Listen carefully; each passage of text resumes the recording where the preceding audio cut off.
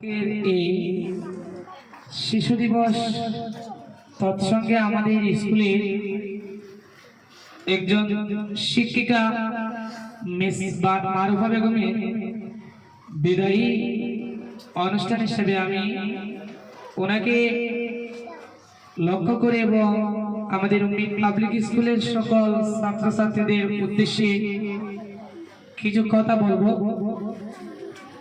প্রিয় ছাত্রছাত্রীবৃন্দ,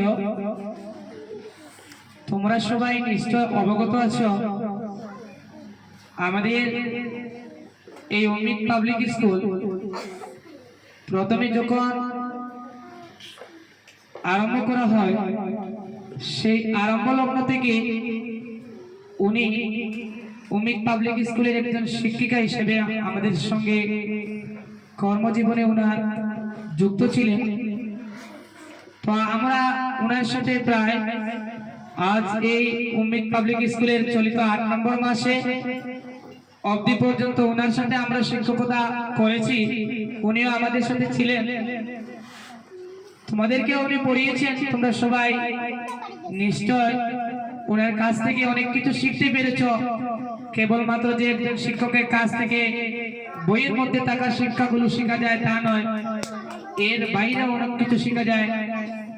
আমরা অনেক সময় দেখতে পাই অনেক শিক্ষক এবং শিক্ষিকাগণ আছেন যারা কেবলমাত্র বইয়ের মধ্যে পড়িয়ে থাকে, কিন্তু ওনার কাছ থেকে আমি অনেক সময় অনেক ছাত্রদেরকে পরামর্শ দিতেও শুনেছি এবং এই সিলেবাসের বাহিরে পুঁথিগত বিদ্যার বাহিরে অনেক কিছু উনি শিক্ষা দিয়েছেন ছাত্রছাত্রীদেরকে। এবং সবচেয়ে বড় কথা হলো যে আমাদের এই অমিত ফ্যামিলিতে যতদিন ছিলেন উনি হাসি খুশি ছিলেন।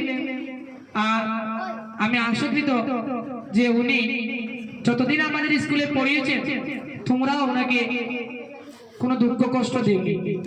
ছাত্র মানে কোনো সময় ভুল হতে পারে, তো তোমরা যদি কোনো কিছু ভুল করে থাকো উনি নিশ্চয় মনে রাখবেন না।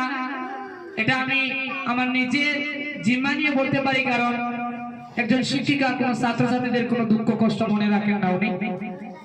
আর বিশেষ করে আমি তোমাদেরকে বলবো, তোমাদেরকে যদি কাউকে যদি মিস কোনোদিন যদি কোনো কটু কথা বলে বা তোমাদের উন্নতি করবে তোমাদের ভালোর জন্য যদি কোনো বেতের আঘাত করেন বা কোনো কথা বলে থাকে, সেই কথাগুলো যেন তোমরা মনের মধ্যে গেঁথে না রাখো। কারণ আমার মতে যদি এই পৃথিবীতে যদি পরাধীন হিসাবে যদি কাউকে যদি বলা হয়, তাহলে তোমরা এখানে যারা আছে একদম নার্সারি স্ট্যান্ডার্ড থেকে শুরু করে ১০ম শ্রেণীর মেয়েদের উদ্দেশ্যে বলছি, তোমরা এক ধরনের পরাধীন। আর যদি তোমরা সত্যি সত্যি যদি আমাদের ইসলামিক নিয়ম নীতিগুলো মেনে চলতে পারো, তাহলে কিছুটা সময়ের জন্য তোমাদের অনেক কষ্ট হবে, কিন্তু পরবর্তীতে তোমরা অনেক সুখে জীবন কাটাতে পারবে। তাই তোমরা মিসের কাছ থেকে একটি লেসন নিতে পারো।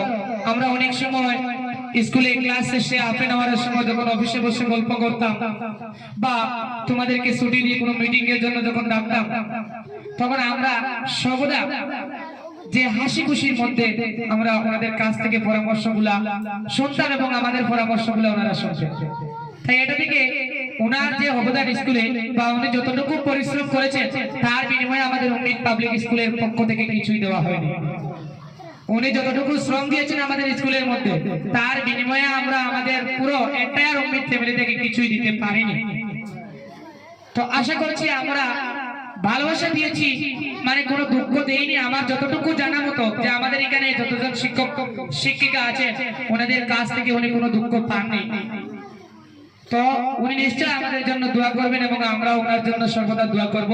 আর শেষে তোমাদেরকে বলবো যে তোমাদেরকে মিস যেহেতু পড়িয়েছেন, কারণ কোন সময় কোন ছাত্রছাত্রীর দোয়া শিক্ষকের জীবনে লেগে যায় আর শিক্ষক অনেক সুখে জিন্দেগি কাটাতে পারেন, ঠিক তদ্রুপ ভাবে একজন শিক্ষিকারও যদি দোয়া যদি তোমাদের জন্য থাকে, তাই যদি অনেক দোয়া করেন তাহলে তোমাদেরও জীবন সফল হতে পারে।